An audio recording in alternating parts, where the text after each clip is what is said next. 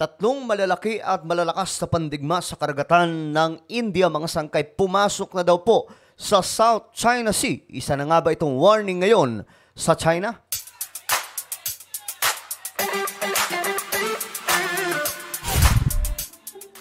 Good day, magandang oras po sa lahat ng ating mga kababayan, sa lahat po ng mga nanunood dito.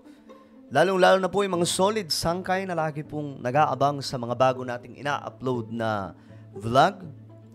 Bago tayo magpatuloy, paki-subscribe po muna yung ating YouTube channel. Ayan po, sa baba ng video na to makikita nyo po mga sangkay yung subscribe button. Pindutin nyo lamang po yan, tapos i-click nyo yung bell at i-click nyo po yung all dahil dito mga sangkay 1.22 million subscriber lang naman po tayo, no? Paangat po tayo ng paangat mga sangkay. Kahapon, nakarang araw, 1.21 million subscribers lamang po tayo. Pero kahapon, naungusan na po natin, umabot na po tayo sa 1.22 million subscribers. Kaya subscribe muna. Sa mga nanonood po sa Facebook, syempre, follow nyo po yung ating Facebook page. Okay, ito na nga. Tatlo daw pong Indian warship pumasok na po sa South China Sea. Nako po. Ito daw ba ay isang warning na sa China? Talagang mainit ang India, no, sa China, mga sangkay. Marami kasing atraso itong China sa India.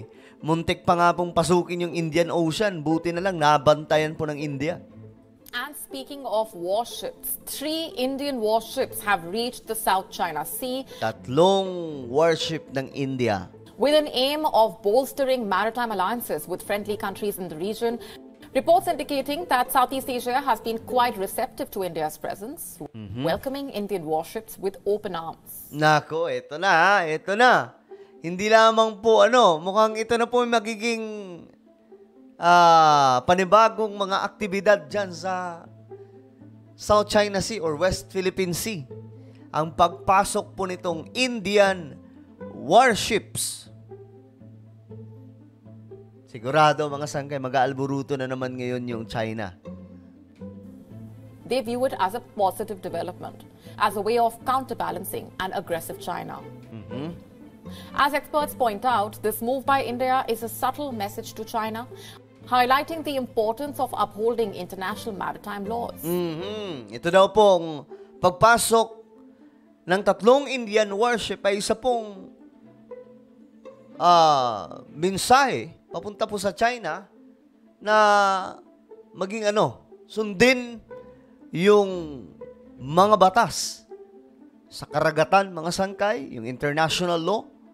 Kasi itong China, mga sangkay, yung sinusunod lamang po nila, yung batas nila. Batas nila, pero pagdating po sa international maritime law, ang bihira, hindi po nila sinusunod eh. Kasi, sasabihin po nila, sabi kasi sa kasaysayan namin, amin to. Pero sa international, sinasabi, hindi lang kayong may-ari niyan, marami. Diba? Ngayon, ang India, nagsesend ngayon ng mensahe papunta po sa China. Ang India kasi palag po talaga yan eh. Hindi po sila aatras dyan. Kasi malakas din po ang India. Number 4 po sila na pinakamalakas na sandatahan sa buong mundo. The Indian-guided missile destroyer INS Delhi, fleet tanker INS Shakti, and yan po yung isa sa mga warship na dinala na nariyan po ngayon sa South China Sea ng India.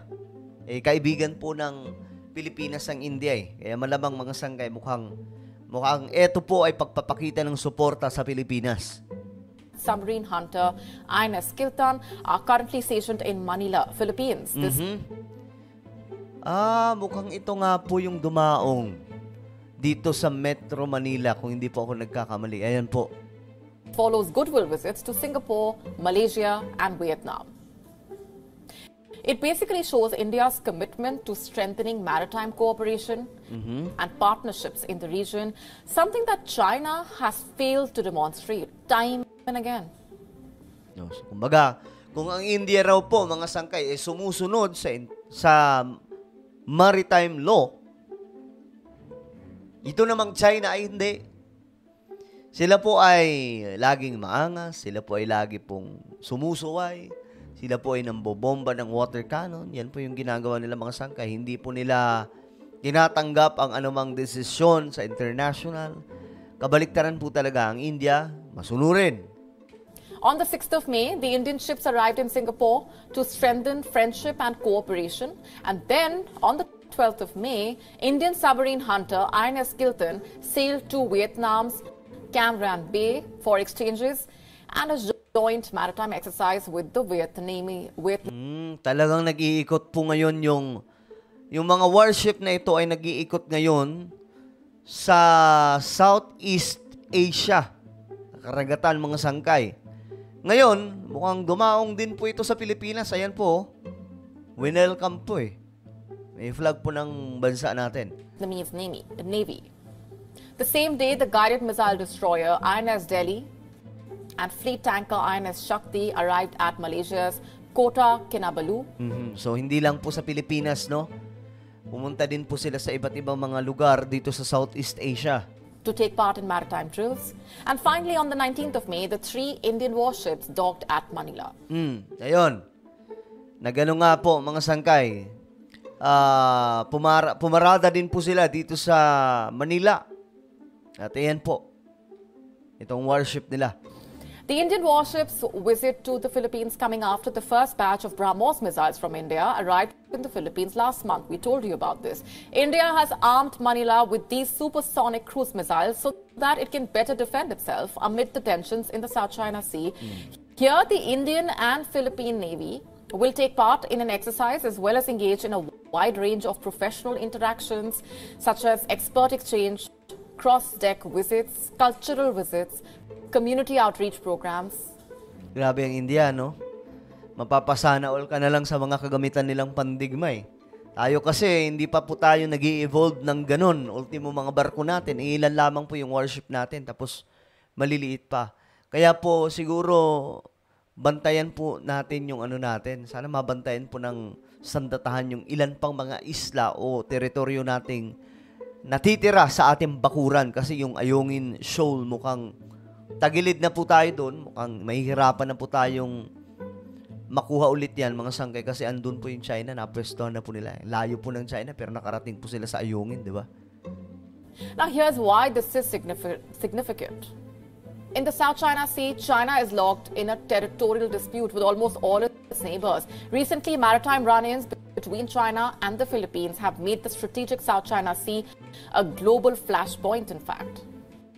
And central to these standoffs are hotly contested features located inside the Philippines. Ayan mga sanggay. So pinapaliwanag dito, ito po yung pinag-aagawang teritoryo, maraming nagki-claim. Tingnan niyo po mga sanggay. Ano? Ito po, halos buong South China Sea, inaangkin ng China na kanila. Ganon po kalupit. Ganon kalupit itong China. 200 nautical mile exclusive economic zone, which of course China claims as its own. But you see, encounters between the two countries have grown more tense, more frequent over the past year. China has continued to press its claims in the area. The Philippines has refused to cede its rights on its territorial waters. In a bid to assert its claim, China has increasingly turned into a bully, having harassed, chased away, blocked, attacked, and damaged Philippine ships and boats. Okay, so alam na po natin yan mga sangkay, no? Itong ginagawa po ngayon ng China, but nakakatuwang malaman lang din na ang warship po ng India ay pinasok na po ang South China Sea. Matinding mensahe po ito laban po sa China, and I'm sure ang China manggagalaiti na naman po sa galit yan kasi syempre ang India mainit po sa kanila eh. Yung Indian Ocean nga eh. Pinuntahan din po yan ng China. Buti na lang mga sangkay itong India nabantayan. Nagpadala ng ilang vessel po doon ang China, pero tinaboy din mga sangkay matapos po ilabas ng India yung kanilang pangmalakasang mga warship at hindi na po nagtangka ang China. So kung mayroon po tayong mga warship talaga na matitindi kagaya po nito, nahihirapan po ang China. Ngayon yung Pag-asa Island, mukhang trip din po nitong China eh. So I hope na mabantayan po talaga. So malaking tulong po itong India sa Pilipinas, mga sanggay. So ano po ang inyong opinion tungkol po dito? Just comment down below. Now I invite you, please subscribe my YouTube channel, Sangkay Janjan Daily. Dito po ako nag-upload ng mga video na pampa-good vibes. Matutuwa kayo, marami po kayo makikilala. Hindi lamang po ako mga sangkay.